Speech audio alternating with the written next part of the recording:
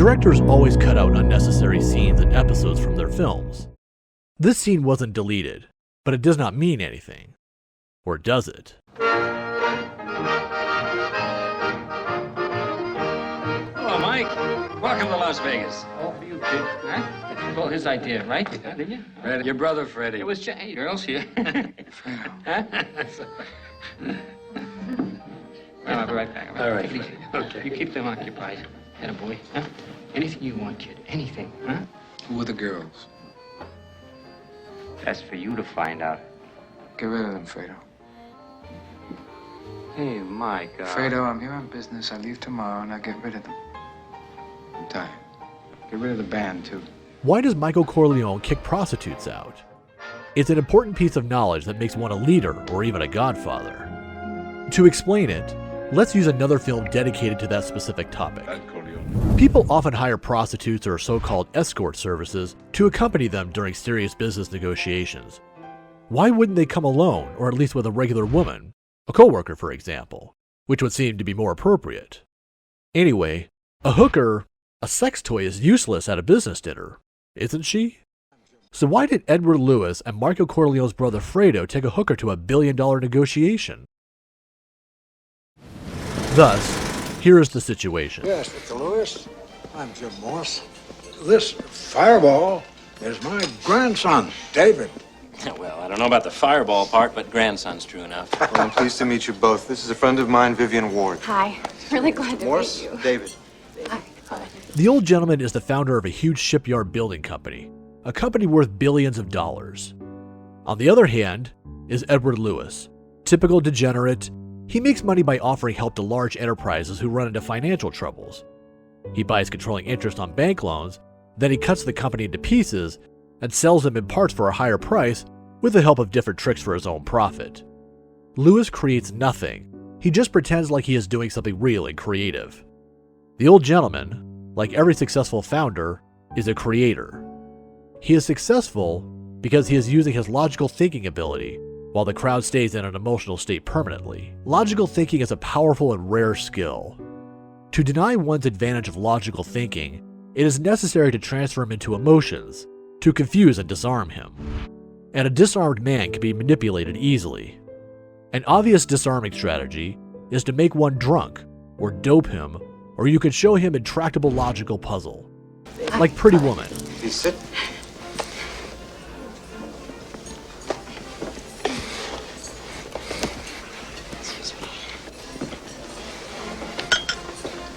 Where are you going? I'm going to the ladies' room. Upstairs. Mr. Lewis, my grandfather believes the men who create a company should control its destiny. Where's the salad? The salad comes at the end of the meal. That's the fork I knew.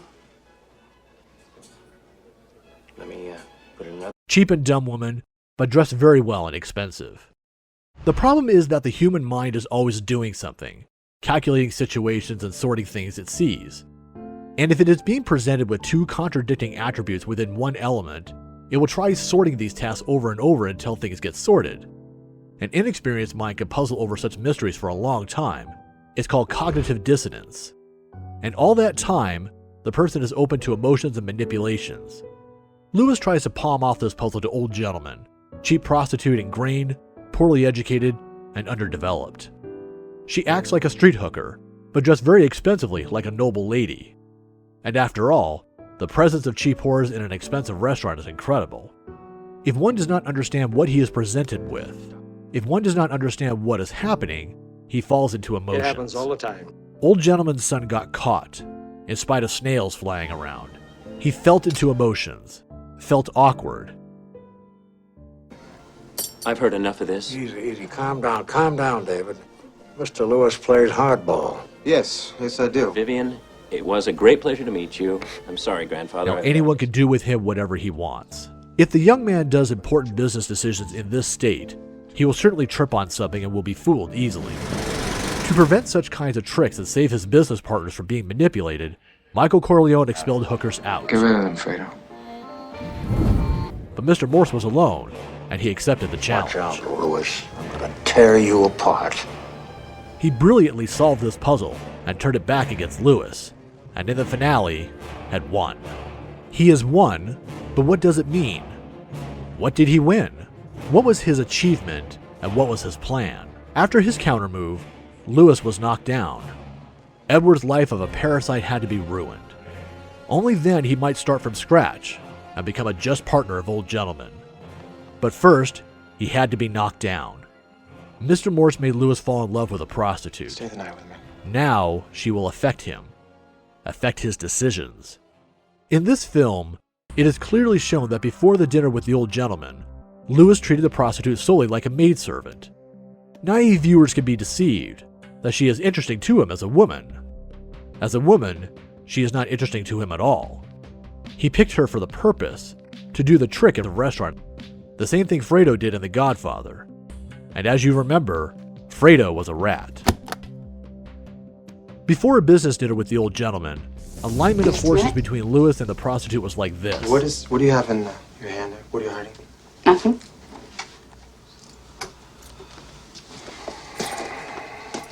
All right, look, I do not want any drugs here. I don't want any of this. Get your things and your money and please leave. Gear bosses and the prostitute is at his beck and call. And during their dinner, Old Gentleman had seated the prostitute in Lewis's head, and now Lewis is at her beck and call. I'm sorry. It was stupid and cruel. Mr. Morse's move was simple. Lewis maintained his dominant position, and he could save his dominant position only as long as he realized that Vivian is just a whore. Contact with her is just and only for exploitation, as she can be disposed of at any time. He stayed dominant as long as he realized that only an idiot will have contact with her on another basis. She is a loser and loves money, but she is a beggar. Seat her on your head, let her order you in your relations, and you will become a loser and a beggar. With her type of unconsciousness, she might only become a wife of the president, like Evita Peron, but not the wife of a successful man.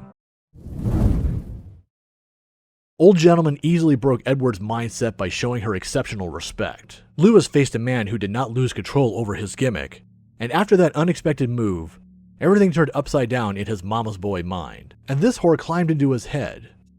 As you might remember, immediately after that, Vivian started to show off, being rude and put forward her demands. What do you want?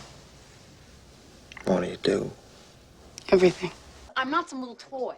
Look, you're not my toy. I know you're not my toy. Vivian! Vivian! I'm speaking to you. Come back here. You don't own me. I decide, okay? I say who, I say when, I say who. This is just one of Old Gentleman's strike, but there was a second. With his second strike, he conquered Vivian.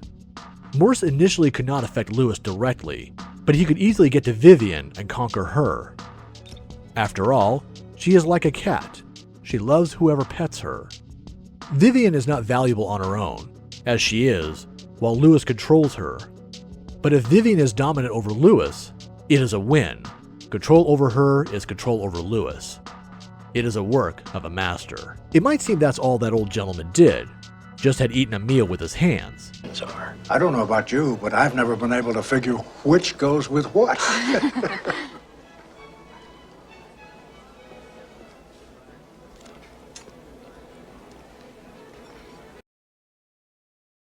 But, by this act, he presented her a delicacy that the cat-like woman adores. He depicted respect for her, which in fact he did not feel at all. The core element here is a lie. Women love lies. After that delicious lie, any woman, cheap whores especially, feels grateful until their last days. Teach a woman how to earn money on her own, or any other honest and useful skill, you will never get any thanks from her. Give her a hot dog with false affection, she will fall into fantasies why she should be grateful for this. Plus, she would not let her husband inflict the slightest damage to the one who gave her that hot dog. I think you like Mr. Morse. That was the winning combination of the Old Gentleman. Watch out, Lewis. I'm gonna tear you apart. Now, Edward's actions are defined by a squalid and limited mind of a hooker. I was talking to someone. Deaf. Plus, there is a taboo to hurt Old Gentleman. Further story is trivial. Vivian sits in Edward's head and rules him. By the way, this state of being under the yoke sluts, sissy, and other non-creators, just like Richard Gere's character, called love. And of course, she wants to secure her position, to remove all obstacles out of her way to her imbecile dictatorship, like Edward's friendship with a lawyer. Losers usually don't realize that man can be only in two states: serve as a workhorse for a stupid slut, or, an opposite option, be within a partnership for a distinct purpose, to be a faithful companion. Yes, there are only these two states. One who has not realized that is probably in the first state, even if he thinks that he is alone and independent. It always goes the same way. If the slut wants to dominate over her man or her future husband, she tries to embroil him with his friends, and especially with partners. This is achieved simply. She spreads her legs wide for a friend of her supposed prey, and if that friend fucks or just accepts giving him a blowjob, he will have to stay silent about that. He will have a secret. Well, just hear me out on this, okay? I know you a long time. I see some differences in you this week, like the tie, and I'm wondering if maybe this girl isn't the difference, especially when I see her talking to David Morse. Friendship keeps honesty between friends. Therefore, after such a secret, the friendship ends. Even if the husband stays clueless about it, or if he finds out, the friendship will end either way. Well, hello again. I'm looking for Edward. Edward's not here. I thought he was with you. No. Women and kids watching Pretty Woman usually stupidly believe that it is the lawyer who decided to rape Vivian, raped for no apparent reason, on his own, against Vivian's will. That is nonsense. A dog never mounts an unwilling bitch. It's an immutable rule. It is clearly seen in the animal world. Animals don't have culture and restrictions that can make them cover their intentions. Pigs, chimps, dogs. While the bitch is not in estrus, period of being sexually aroused, the male doesn't even notice her. Same with Homo sapiens. If the lawyer started to harass Vivian, that means she was willing to this. Animals can't control their will, but humans can. That makes humans the most dangerous predators in the world. A woman can easily start to cry in any situation. Same with getting in heat. Everyone who did any research on women masturbation knows how easily that is done. For example, a woman can get into heat at any place in time. Let's say, right on a subway ride, by just imagining two kissing women. This is enough for her not only to get wet, but even get to orgasm. And she might imagine not just two kissing women, but many other things. Man's sexuality is nothing compared to a woman's, but we will talk about it in some other place and time. So, at the horse races, when Vivian spoke about sex with the lawyer, she was not just talking, she was fantasizing and got in heat. This caused the lawyer to start harassing her. That's when it started. It is the only reason. There are no other options. Her activity is clearly shown by a small detail. Vivian, in front of a lawyer, fumbles her bra. There is no chance that the director of the film passed this detail accidentally. The lawyer is a weak person, not like old gentlemen. The lawyer, though, is an honest and sincere man. It is his achievement, and he deserves respect for it, but he has not passed the level of ladies' man, and he is being managed by women, like any non-creator. The fact that the lawyer was provoked not only to harass Vivian, but also to attack her, is clearly shown by other Edward gestures. will be back soon. Any minute he'll be home. This is a hotel room. And you are not a little woman. You're a hooker. For example, she suddenly sat down to write or draw something. Just imagine if that whore is a writer. How ridiculous that is. This act appeared only once in the whole film. No way is she a writer. Her move was another technique aimed to ensure that the lawyer will beat her. When Sleaze begins to pose as a great scientist, a kind of researcher, she begins to fantasize that she is smarter than everyone else. From this fantasy, as well as from any fantasy at all, an honest man drives into a bad mood, even might get a burning desire to smack her face. Being pretentious is irritating. Mama's boys, liars, and carpet knights do not feel the bad mood in such situations, because they are full of that kind of fantasies on their own, when developed people do. It is not an accident that in the film, it is emphasized that the lawyer is an honest man, at least in everyday life and in business relations. She's a whore, man. She's a goddamn... Ah!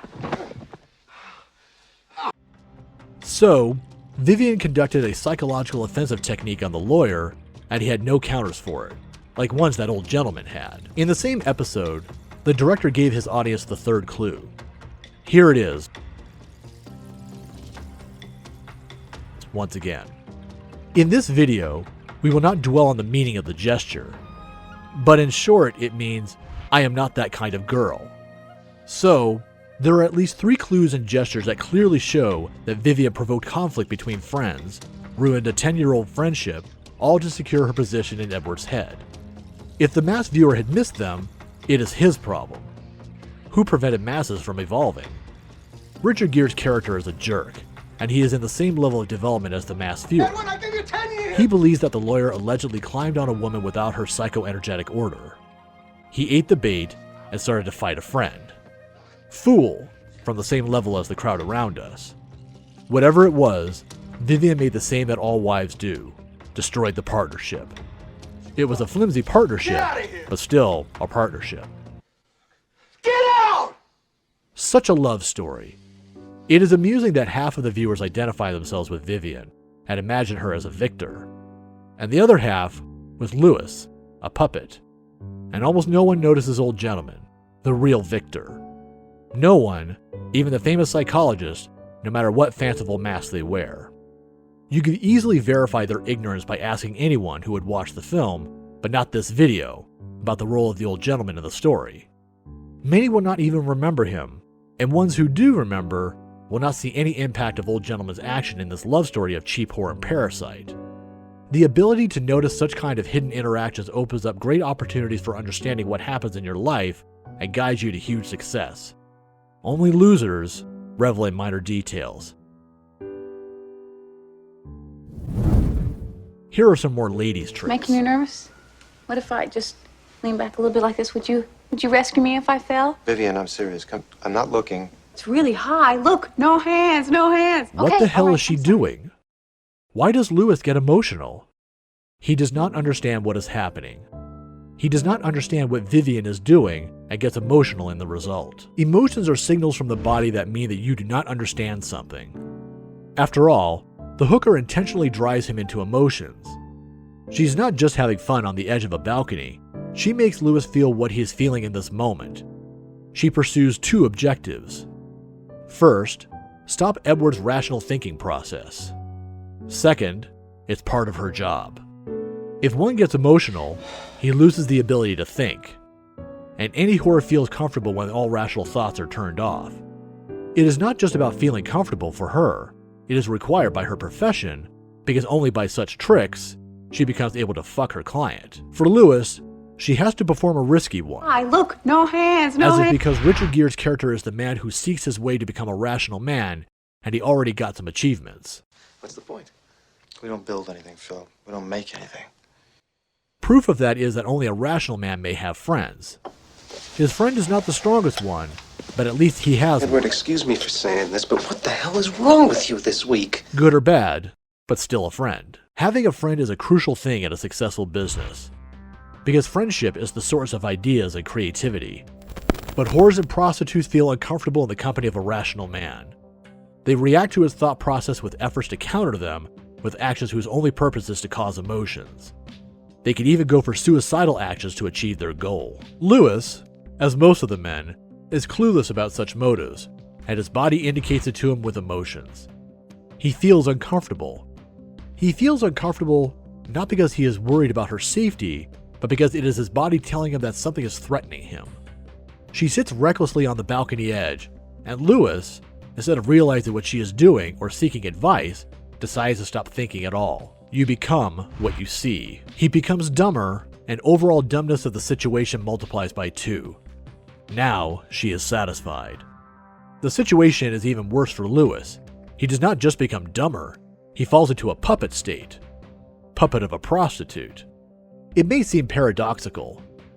On the surface, it seems that the client rules over the prostitute, but in fact, the client is the puppet. It is the only way they can fuck. That is exactly what happened in the film. The film correctly demonstrates it. They had intercourse. On Royal. The hooker succeeded in her efforts to turn her client into a mommy's boy state. They had an intercourse which only may happen between mommy and a mommy's boy. That kind of intercourse is phony. They are not soulmates. They won't be together to the end. What kind of intercourse may be between prostitute and client? Technology that this prostitute uses in her efforts to prepare her client for phony intercourse is clearly shown in the episode of her first blowjob. I've got him from London. I need him now from Tokyo. I'll call down and get them when I want them. Thank you very much.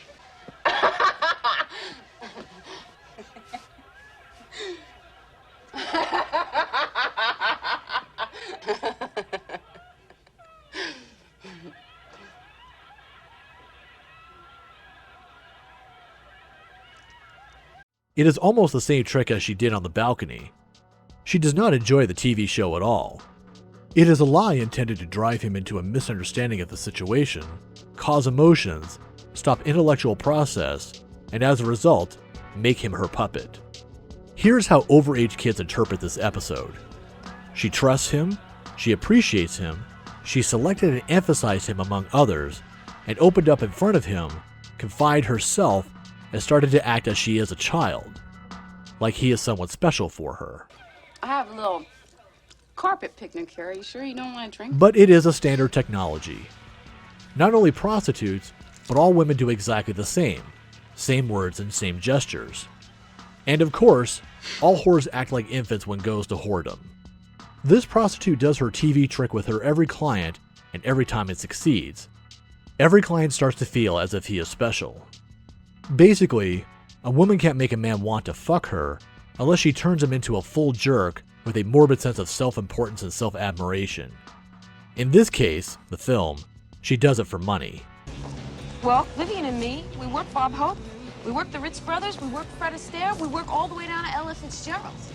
This is our turf. We got seniority. It can be any type of sex, but combination mother and son is almost common. Both of them will pay for phony sex. Both will get dumber or mind-fucked. It is clearly seen in women. When a woman starts her whoredom, somewhere at the age of 13, she gets dumber. Further she goes, dumber she gets. The same goes with men, less intensive because of intellectual activity at work, but still a huge loss of potential, insight, and quality of life. Another example. What is your name? Edward? Edward. That's my favorite name in the whole world. No. A primitive trick. Most people think that she tries to please him, but she doesn't. She is doing her work, her fishery, and if she tries to please anyone, she tries to please herself. Here it is. Lewis smiles, reacts, involuntarily. That is an effect of this primitive trick. His intellectual process is stopped, and she succeeded her self-pleasing. In fact, she turned him in self-adoration and made him her puppet. Here is one more trick, but more sophisticated. I hadn't exactly planned this. Well, do you plan everything? Always. Yeah, me too. I'm not a planner. I wouldn't say I was a planner. I would say I was, a kind of fly by the seat of my pants gal, you know, moment to moment. That's me. Yeah. Here, this prostitute plays sincerity. That's me. Yeah. But everyone knows that prostitutes are not sincere. She shows that she lied to him, like she does it to all the others. But she implies that he is special, that she lied to him just once, and now she is telling the truth, like she is a truly sincere person. Real life shows that only wise men stand still and don't buy such kind of crap, but most of the people fall for that. Most people don't understand, and understanding through the collective mind is prohibited since their childhood by mommy. So, the prostitute attempted to turn Lewis into mommy and mommy's boy relationship at least 3 times before the balcony scene. I think you have a lot of special gifts. 4th time was on the balcony. It was not an accident that in the result, Lewis started to show off by playing on Royal, pretending that he is so much a sophisticated person. If he really got in a state of great thoughts and realization, he would never have fucked that prostitute, at least in these circumstances. Or he would even kick her out. But he fucked her on Royal. This could not happen unless he falls into morbid self-adoration. It seems that her whole behavior is like that. People always do what you tell them to do. Same goes with her famous quote, that she never shares her kisses with anyone. That's why no kissing. It's too personal. Only with him. It can't be more ridiculous than that. Only if she would say that she is a hereditary virgin and he is her first one. The director of the film ended it with an absolutely unreal happy ending. By the original script, which was psychologically authentic, the prostitute and Lewis don't stay together. Lewis starts a business with the old gentleman, and the prostitute goes to Disneyland with his money. The happy ending is needed for commercial success and delivery to broad auditory. But a masterpiece is a masterpiece because it's bogus only at the end and psychologically authentic during most of its length, unlike bad movies which are utter garbage. Then on the fundamental of phony intercourse, they live long and happy and rich. But it is not possible, because if they continue to live as the prostitute wills them to, in a dumb state of mind, Lewis will lose his job and money, so they won't live rich. And their relations won't last long too, because Lewis already had an intellectual mind work experience and he liked it. So he will attempt to do it again, and this will make his loved one whore run away in fear, just like 90% of viewers of this channel do. Viewers run away. The director of the film honestly gave his thoughtful viewers a good example which can help to understand how phony intercourse works. But not all hookers are like that. It is clearly shown to us that Vivian works on the street without a pimp. You're really slow tonight. Yeah, well, maybe we should get a pimp, you know. Carlos really digs you. No, you're right. Not many prostitutes can work without a pimp. Prostitutes hire pimps to get insulted, pimp beats them, prostitutes get aroused because of that, and attractive for clients. Get to work, you fucking animals, you cocksucking It is crucial prick. and very needed in their business because of the immutable rule. A dog never mounts an unwilling bitch.